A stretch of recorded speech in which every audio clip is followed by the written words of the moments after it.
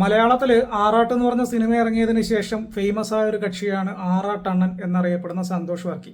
സിനിമകളുടെ റിവ്യൂ പറഞ്ഞ് ഒരുവിധം എല്ലാ യൂട്യൂബ് ചാനലിലും പോയിട്ട് ഓരോ വെള്ളിയാഴ്ചയും വ്യാഴാഴ്ചയൊക്കെ ഇറങ്ങുന്ന സിനിമ കണ്ട് കാണാതെയും ഒക്കെ അതിൻ്റെ റിവ്യൂ പറഞ്ഞ് ഫേമസ് ആവുക എന്നതാണ് ആ കക്ഷിയുടെ ഏറ്റവും പ്രധാനപ്പെട്ട ലക്ഷ്യം.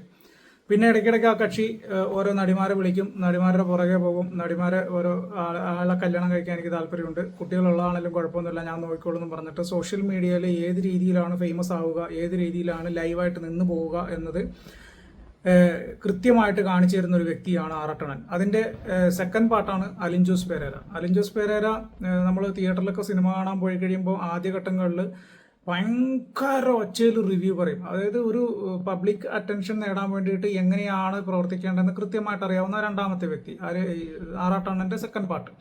അപ്പോൾ അലിൻ ജോസ് പെരേര പിന്നീട് അവനത് നേരെ ഡൈവേർട്ട് ചെയ്തിട്ട് ഡാൻസ് കളിച്ചിട്ട് മറ്റേ റിവ്യൂ കൊടുക്കാൻ തുടങ്ങി. ആ ഡാൻസ് കളിച്ച് റിവ്യൂ കൊടുക്കുന്നത് പച്ചയ്ക്ക് തെറി വിളിച്ചിട്ടാണെങ്കിലും ആളുകൾ അത് കാണാൻ തുടങ്ങി. അത് കണ്ടതിന് ശേഷം അലിൻ ജോസ് പെരേരയും ലൈവായിട്ട് നിൽക്കാൻ വേണ്ടി വീണ്ടും തൻ്റെതായ രീതിയിൽ പലതരത്തിലുള്ള കെട്ടുകാഴ്ചകളെല്ലാം കാണിച്ചുകൊണ്ടാണ് സ്ക്രീനിൽ നിൽക്കുന്നത്. ഇപ്പോൾ സിനിമാ മേഖലയിൽ നിന്ന് പീഡന കഥകൾ പലതും പുറത്തു വന്ന ഘട്ടത്തിൽ ഇവന്മാർക്കും കിട്ടിയ ഒരു പീഡന കഥ എന്താണെന്നല്ലേ കേട്ടോ.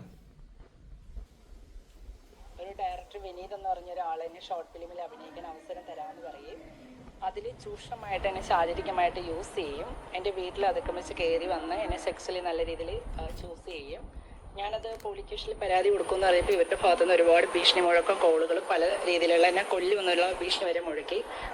നിന്നെ കൊന്നുകളയും, ആരും അറിയാത്ത രീതിയിൽ നിന്നെ കൊന്നിട്ടേക്കും. ഇതിൽ മെയിനായിട്ട് വരുന്നതെന്ന് പറഞ്ഞാൽ ആറാട്ടണ്ണൻ്റെ ഗ്രൂപ്പാണ്. ആറാട്ടണ്ണനുണ്ട് ഇതിൻ്റെ അകത്ത്. ഗ്യാങ് എന്ന് പറഞ്ഞാൽ 1-ാം പ്രതി വിനീത്, 2 അലൻ ജോസ്, 2 ബ്രൈറ്റ്, 3 അലൻ ജോസ്, 4 ആറാട്ടണ്ണൻ, 5 അഭിലാഷ്. ഇത് ഇത്രയും ആൾക്കാരാണ് എനിക്കെതിരെ നല്ല രീതിയിൽ കളിച്ചിരിക്കുന്നത്. ശ്യാം കുമാർ വിവരങ്ങളുമായി. ശ്യാം, ഈ സംഭവം ഉണ്ടായത് എപ്പോഴാണ്, എവിടെ വെച്ചാണ്, പരാതി നൽകിയിട്ടുള്ളത് എവിടെയാണ്? അനുജ, ചേരാനെല്ലൂർ പോലീസ് രജിസ്റ്റർ ചെയ്ത കേസിലാണ് യൂട്യൂബർ ആറാട്ടണ്ണൻ എന്ന് വിളിക്കുന്ന സന്തോഷ് വർക്കി അടക്കം 5 പേരെ പ്രതിയാക്കി കേസെടുത്തിരിക്കുന്നത്. പ്രകൃതി വിരുദ്ധ പീഡനത്തിനും ട്രാൻസ്ജെൻഡർ അതിക്രമത്തിനും ഉൾപ്പെടെയാണ് കേസ്. ഈ മേക്കപ്പ് ആർട്ടിസ്റ്റായി സിനിമയിൽ ജോലി ചെയ്യുന്ന ഈ യുവതിക്ക് സിനിമയിൽ അവസരം നൽകാമെന്ന് പറഞ്ഞുകൊണ്ട് ഈ സംവിധായകനായ വിനീത് വീട്ടിലെത്തുകയും അവർക്ക് സിനിമയിലെ ഭാഗങ്ങൾ വിശദീകരിച്ച് കാണിക്കുന്നുവെന്ന വ്യാജേന കൈകെട്ടിയിട്ട് അവരെ ഉപദ്രവിക്കുകയും ചെയ്തു എന്നുള്ളതാണ് പരാതി. ചേരാനെല്ലൂർ പോലീസ് രജിസ്റ്റർ ചെയ്ത കേസിൽ ഈ പരാതിക്കാരിയുടെ മൊഴി മജിസ്ട്രേറ്റ് രഹസ്യമൊഴിയായി രേഖപ്പെടുത്തുകയും ചെയ്തിട്ടുണ്ട്. പക്ഷേ FIR രജിസ്റ്റർ ചെയ്ത് ഇത്രയും ദിവസമായിട്ടും ഈ യൂട്യൂബർമാരായ പ്രതികളെ പിടികൂടാൻ ചേരാനെല്ലൂർ പോലീസ് തയ്യാറായിരുന്നില്ല. ഇതിൽ വീണ്ടും കോടതിയെ പരാതിക്കാരി സമീപിച്ചതോടെയാണ് പരാതിക്കാരുടെ മൊഴി പോലും എടുക്കാൻ ചേരാനെല്ലൂർ പോലീസ് തയ്യാറായിരുന്നത്.